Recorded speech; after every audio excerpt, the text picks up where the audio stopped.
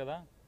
లేని పరిస్థితుల్లో ఇవాళ సిఐడితో అదే ఆగస్టు 2వ తారీఖు ఒక కేసు కట్టించి, ఏసీబీతో ఒక కేసు కట్టించి, విచారణకు కూడా కనీసం పిలవకుండా ఏం జరిగింది, నువ్వేం చేశావు, నీ పాత్ర ఏంటనే విచారణ కూడా చేయకుండా జోగి రమేష్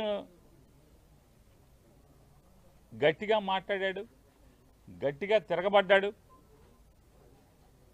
జోగి రమేష్ని రాజకీయంగా ఎదుర్కొనలేక, అదే రాజకీయంగా నన్ను తిట్టాడు కాబట్టి, నన్ను ఎదిరించాడు కాబట్టి, నేను జగన్మోహన్ రెడ్డి గారిని తిడితే నా మీద తిరుగుబాటుగా మళ్ళీ నా మీద మాట్లాడాడు, విమర్శించాడనేటువంటి కక్ష కడుపులో పెట్టుకుని రమేష్ని ఏమీ చేయలేక మానసికంగా వేధించడం కోసం జోగి రమేష్ గారి కొడుకు మీద ఈ రకమైనటువంటి వాళ్ళ బాబాయ్ మీద అక్రమ కేసులు పెట్టి, చంద్రబాబు నాయుడు గారికి ఒకటే చెప్తున్నాం, నీ ఇష్టం రాష్ట్రంలో ఉన్నటువంటి 175 నియోజకవర్గాల్లో ఉన్నటువంటి వైఎస్ఆర్ పార్టీకి సంబంధించినటువంటి అందరినీ కూడా లోపలేసుకో, నీ మీద పోరాటం చేసేది ఖాయం. మేమంతా జైలుకి వెళ్ళటానికి సిద్ధంగానే ఉన్నాం.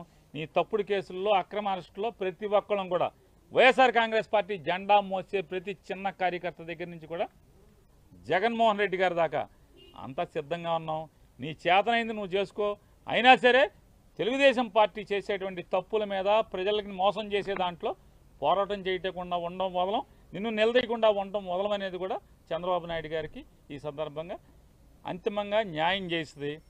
జగన్మోహన్ రెడ్డి గారిని దగ్గర నుంచి వాళ్ళ జోగి రమేష్ గారి కుటుంబాన్ని నువ్వు ఎవరిని వేధించదలుచుకున్నా మేము న్యాయ పోరాటం చేస్తాం, ధర్మ పోరాటం చేస్తాం. ఖచ్చితంగా నీ మీద తిరుగుబాటు చేసి, రాజకీయ పోరాటం కూడా చేసి, అన్నింటిని కూడా ఎదుర్కొని ఖచ్చితంగా 2029కి మీ ప్రభుత్వాన్ని పడదయటానికి కావాల్సినటువంటి ప్రతి పోరాటాన్ని చేస్తాం.